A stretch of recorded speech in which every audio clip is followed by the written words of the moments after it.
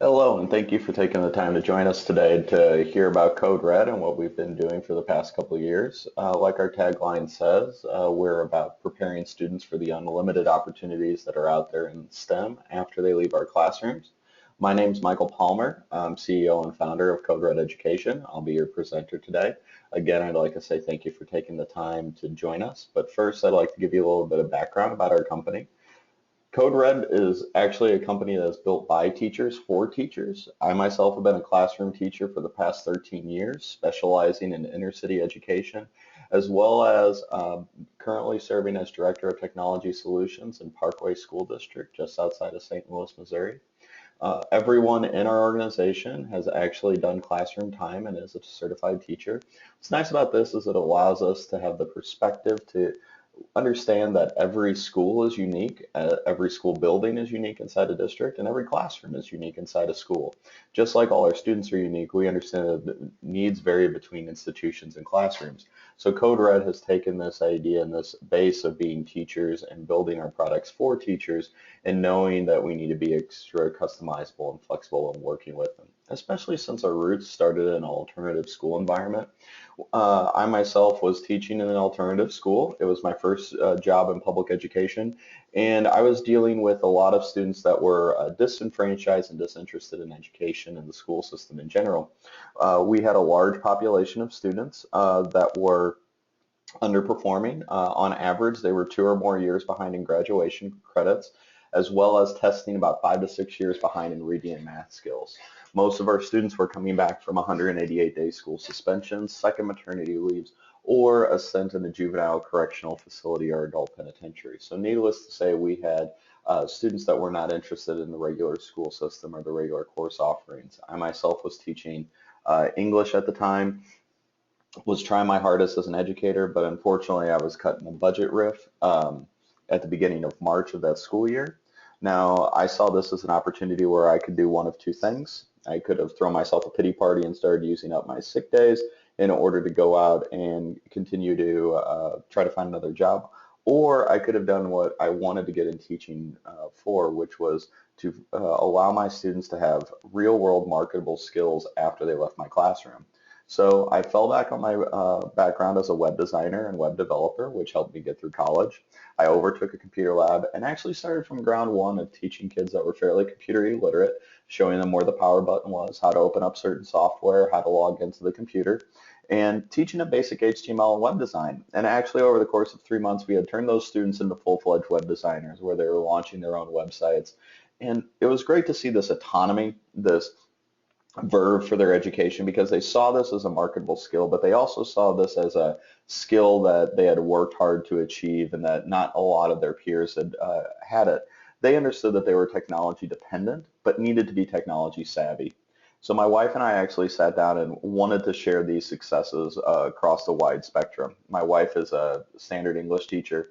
She has no technical background and training, and she wanted to make sure that she could have this kind of computer science experience in her classroom as well. So we began forming the beginnings of Code Red, this customizable, integratable, modular curriculum and instructional materials and teacher training program that would allow teachers and schools to be able to teach computer science and advanced coding principles to their students and be able to easily integrate it across grade levels and subject materials. Because what we saw in our current situation is that we have a pipeline problem of students interested in going into the STEM workforce, namely in computer science. So if you go to any high school in the country, only about 16% of the seniors are going to be interested in STEM careers, and only 6% of those seniors are going to go on to actually earn STEM degrees.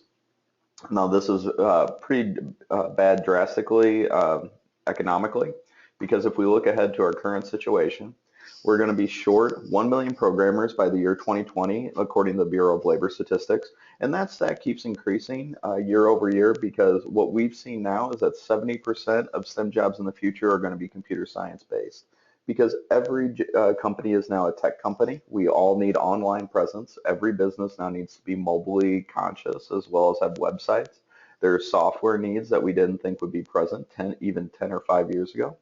So every company now needs these tech components. And computer science is fairly easy for schools to integrate into their curriculum and to set up. There's no large lab cost or equipment cost. Most of it's already built into the school system. And what's nice about preparing students for these STEM jobs is that these STEM jobs pay about 50% higher than regular non-STEM jobs. They have half the unemployment rate and they grow twice as fast. So there's a great opportunity in the world of computer science for students once they leave the regular classroom to go on and pursue STEM majors in college or go right into the workforce and pursue these high demand, high paying careers.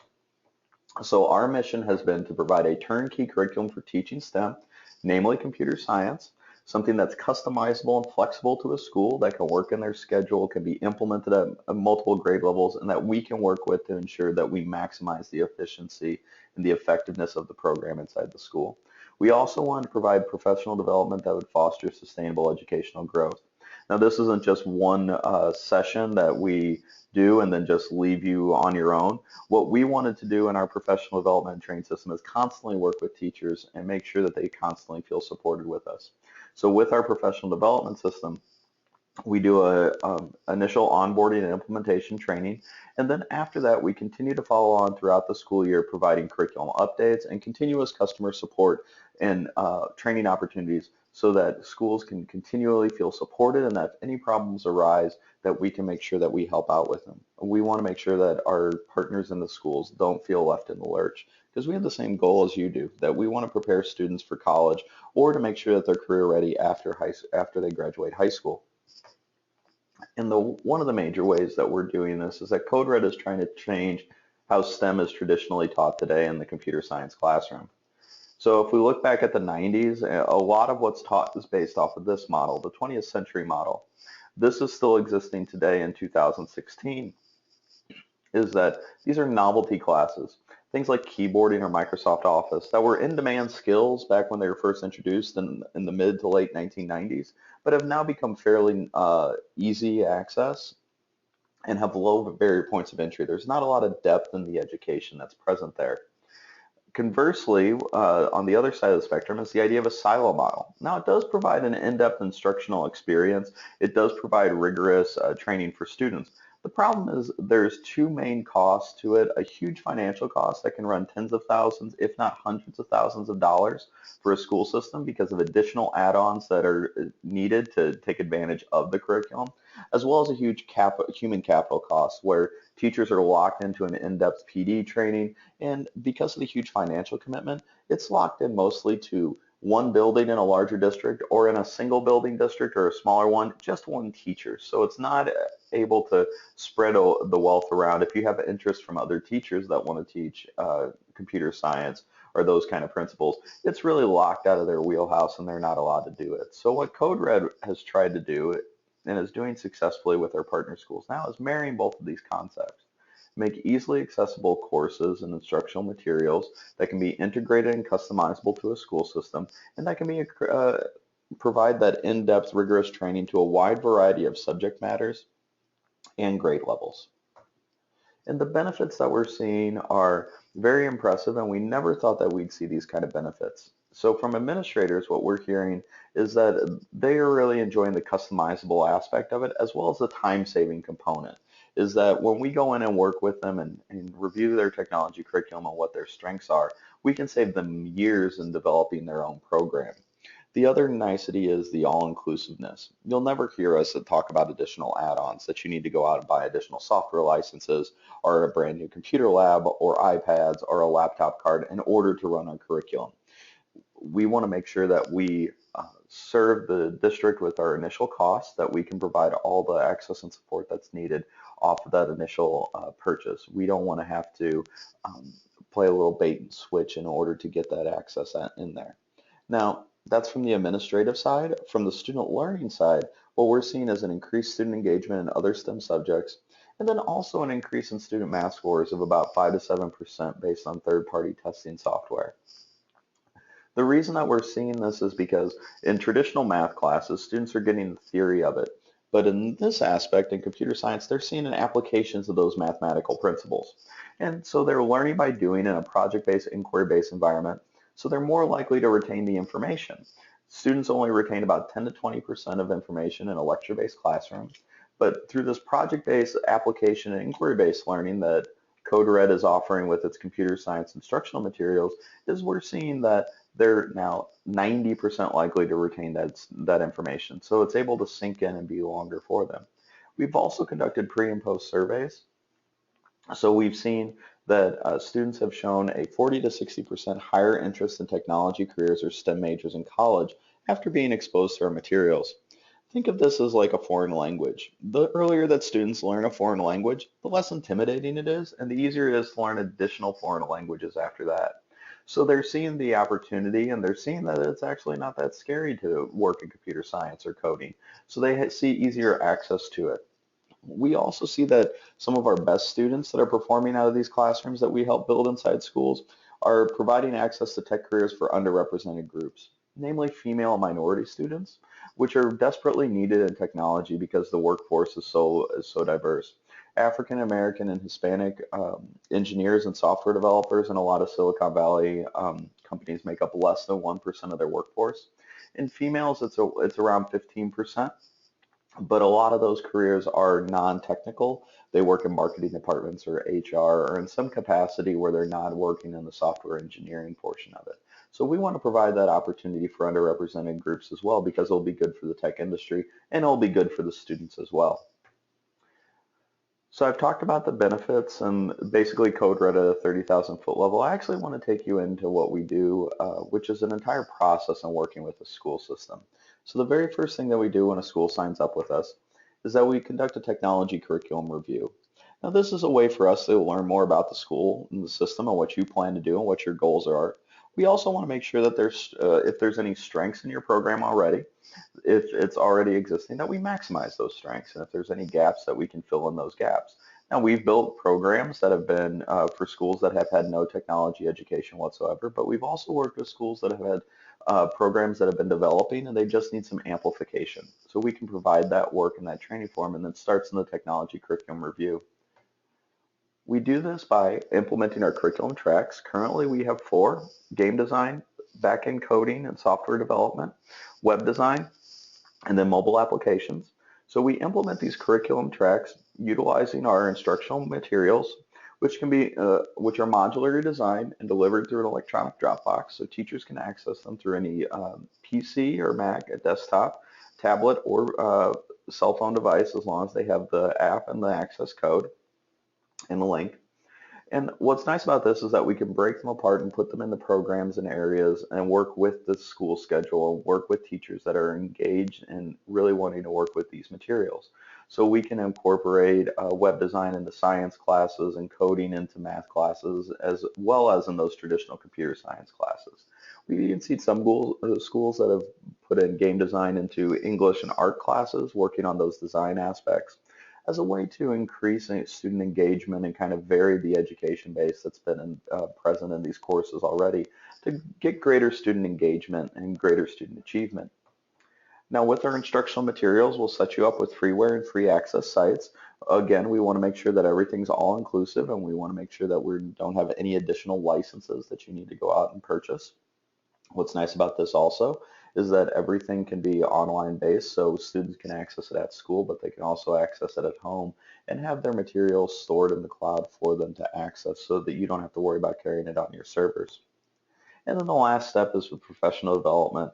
Like I said, this is an initial onboarding meeting. Our first session takes about 2 to 3 hours, depending on the number of people trained. And then afterwards, we'll constantly be following up over the course of the semester, making sure that teachers feel comfortable in what they're teaching and that they can feel supported in that system.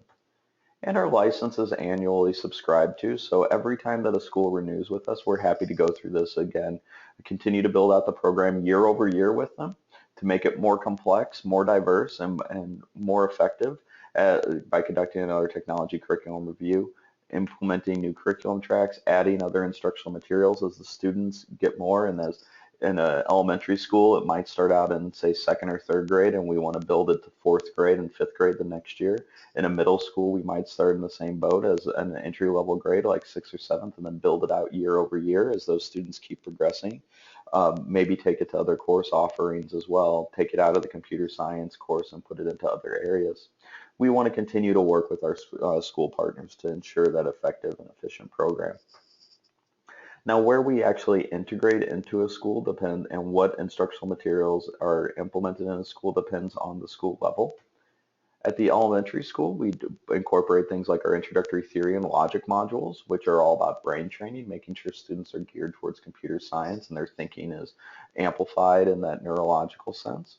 Then also game design to gain student interest, to make them more engaged with it, and also make that learning experience more retentive and make it more impactful, because a lot of students at younger ages definitely learn through playing and by making games. At the middle school level, we want to make sure that we continue those introductory theories in order to get students that might not have had it in the elementary school or didn't fully grasp it, so we want to continue to develop them. But we can also introduce more advanced concepts like coding and web design and mobile applications. We can also put that game design module in here for student interest. Now, we've also seen some elementary schools that have had more advanced programs, and year over year, as they continue to work in our system, they can incorporate these modules too as the program continues to build out in them. Then at the high school level, we see that introductory theory, game design, coding and web design and mobile apps get further expansion. And then new tracks like big data analytics, AP computer science, since we do have a Java module, so AP computer science and prepping for that AP exam is doable. And then an A+ certification course for something like a voc tech program. Now I'm actually going to go out of the standard presentation at the moment and go into what it would be like in one of our school systems. So this is a Dropbox folder of a sample school that we would see. Notice that we divided across school levels, elementary, middle, and high school. We also have student-led materials for homebound students, and then summer programs for summer program, academic enrichment academies, or after-school programs as well. Now the very first thing that we have built into our folders is our standard alignment. Now, if we actually look at our standard alignment, what we've done is we've triangulated our standards across 3 different standards. Now, the reason that we've done this is because there is no federal set of computer science curriculum standards. So we wanted to make sure that we've attached ourselves to ones that would make sure that our instructional materials are grounded in a foundation. So the first one are the CSTA K-12 Computer Science Standards. Those are the Computer Science Teachers Association K-12 Computer Science Standards, which serve as the gold standard in teaching computer science.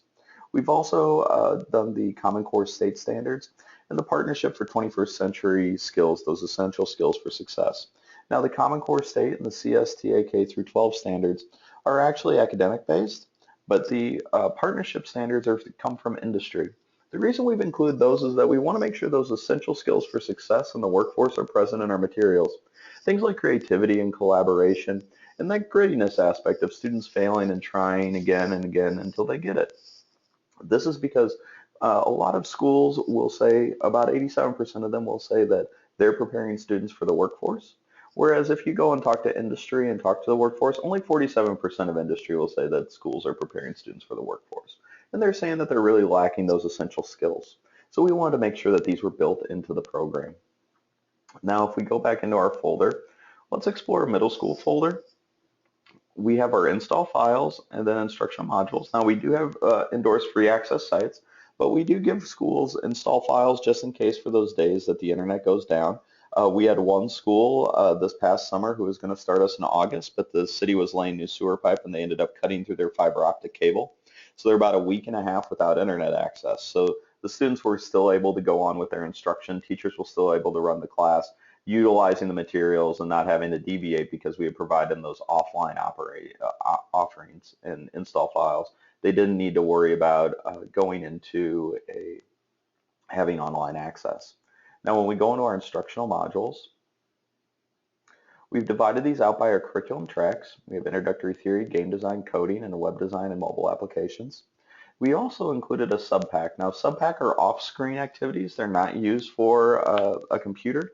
What's nice about these is that in case teachers get sick, they always do, or they're out for professional development, or they're going on conference, a technology teacher or other teachers might feel uneasy about a substitute coming in and utilizing the hardware and equipment of a computer lab or a laptop cart and having to worry about student logins and things like that. So this is a way of maximizing seat time by providing these in offline activities, these things that are off screen, not just offline, where you don't need a computer in order to access and go through them, and you can continue the learning that way. Now, if we go into our web design module, you'll see our HTML and our Android app module. Let's go into our Android app module real quick. Now, if you look at the Android app module, you'll see that we start every module with the same kind of guide principles. We wanted to make sure that we build something in advance that would kind of refresh that professional development and give teachers a sense of why we built things the way that we did. So we give them a brief introduction, what the required materials and standards are, our philosophy of teaching this design-based thinking, of this project-based learning and inquiry-based learning, the structure of the lessons, which are scripted lessons that anticipate the essential questions, software that they'll be using, and any assessment rubrics that might be present. Now, when we look at our scripted lessons, they also follow a similar format from lesson to lesson and module to module. In our first, we always do a lesson in a sequence and then a duration that the lesson takes. So this one will take 1 day, and we assume a day is about a 45 to 50-minute class period. We can always work with that technology curriculum review if your scheduling is a block schedule or goes any longer than that, of how to readdress this and adjust for it. What lesson overview, what the students will be doing that day, resources needed, what the objectives of that lesson are, and then a scripted activity to guide them through. So we're introducing them to a program called MIT App Inventor, which is a Lego block format of coding. It's a very simple program to use. So the first lesson is just introducing them to the interface, having the students play around, see if they can figure it out, having them guided through it. And then the second lesson right away, you'll notice the same format, but we actually start them right away with their first project. We want to get right into that project-based learning, not wasting a whole lot of time. But what you'll see is that we provide a support structure for the teachers inside the applications as well. A lot of student-facing online materials will just have the students go through the materials, and the teacher will be able to track their progress as they go from lesson to lesson, but they'll have no way to help them and support them if the teacher gets stuck. So in this lesson, they're building a Hello Purr app, which is a picture of a kitty cat, and when you push it, it's going to meow. Very simple program to build, very easy way to get kids introduced to that software, get them accustomed to building things and developing things out. So, but say that little Billy gets stuck, he kind of can't get it to work right. He runs the emulator, he's playing with his app, and when he pushes the picture of the kitty cat, it's mooing. So the teacher has him go through the strategies, the teaching strategies that we lay out in our professional development to make sure that he's supported and that he's going through the steps and to build that grittiness. He's still not getting it. The teacher in one situation with that online portal wouldn't be able to come in and step in and help. But here they'll be able to look at it and say, oh, your design looks good over here, but what you need to do is you have call sound a 3-dot play. That's mooing. Let's change it out to call sound 1-dot play and see what happens. So it allows a little support system for the teacher so that they can always come in and help. We don't want to have a sage on the stage where the teacher is just lecturing. It's not beneficial to student retention. We want them to serve as kind of a guide to the crowd, make sure that they're among the students, that they're helping them work and that they're helping them go through. Now I'm actually going to jump down to another lesson. I'm going to jump down to lesson 4 here. And you'll see actually how our system carries the same kind of formatting. You'll see that lesson sequence, the duration, overview, objectives, and activities. Now, what we actually see in this lesson too is the versatility of it. This doesn't necessarily need to be in a computer science classroom, because if we look at the words in bold, heading, speed, X, Y axis, intervals, these are principles that are taught in a physical science class as well as in math or geometry classes. So this kind of lesson or this kind of programming module could actually be incorporated not just in the standard computer science class. It can be broken up and done in different ways. The lesson before this was actually a paint program, so that could be incorporated into something like an art class. So we see versatility in where our lessons can actually go, of where they can be implemented and how they can be done, and we're glad to work with you in that technology curriculum review to find the best solutions. Now I'm going to go back into the standard presentation, and if we go through and we see our integration again, we can see that we've built out a pretty thorough track line of how we can progress into deeper and deeper understandings through these lessons and these modules. And if we see where we fit, we go into traditional computer science courses as well, but we can also go into places like math and science or business courses, places that might not traditionally have computer science exposed to them, and we can work with scheduling and how to best do these. We've had some schools that have run standalone units in their math or science courses. We've also had in a certain subject area, science classes teaching web design in order to build websites for their presentations instead of PowerPoint, or math doing coding so that students can build cash register programs or calculators so that they can get the application idea and understand that theory behind the mathematical principles that they've been learning. And like I've said previously, we've seen game design incorporated, things like our art classes, and we've had a wide variety of teachers actually teach us, not just math, science, and computer science teachers, but physical education teachers, special education teachers, social studies teachers. A wide gamut of students have actually, or teachers have actually been instructors. We even have one school where they're running a middle school after school program, and the instructor isn't a teacher at the middle school. The instructor is actually a senior from the high school who's working on her Girl Scout Gold Award badge, which is kind of like the Girl Scout equivalent of an Eagle Scout badge. So we see a very diverse pool of people that can teach it and a wide variety of access that can be given to it. This all just basically goes into our design philosophy of how we want to teach this project inquiry-based learning. We want teaching strategies based around that project-based and inquiry-based learning structure to increase student retention. We want to couple this with instructional materials that are fit to industry, that are for high demand, high careers. We also want instructional materials that can consistently get updated as schools give us feedback and industry gives us feedback so that we can continue to improve our offerings, that we can continue to improve the education that's being offered in that classroom.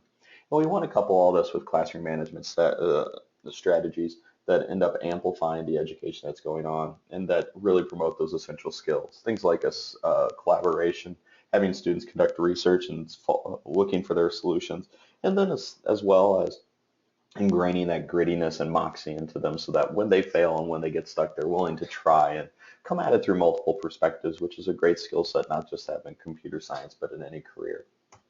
And the successes that we're seeing with this are actually very impressive to us. And I always like hearing these anecdotal benefits to it. So two of our students in third grade and one of our first after school programs are Emma and Molly.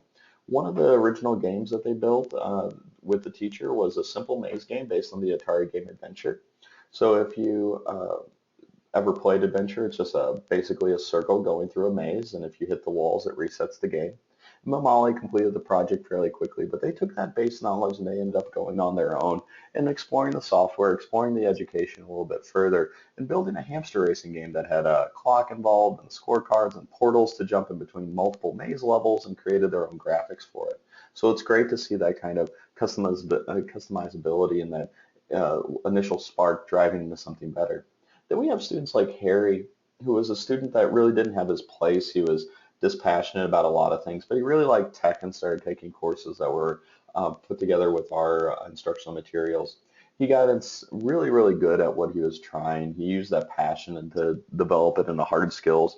And he graduated on May 15th, which was a Friday. And then on May 18th, which was the following Monday, he was actually hired by a local St. Louis startup starting at $36,000, which is much higher than the standard high school graduate salary, which is around $22,000, $24,000. Then we have students like Melissa. Melissa was with us actually in our original pilot program and had been working with us for a while.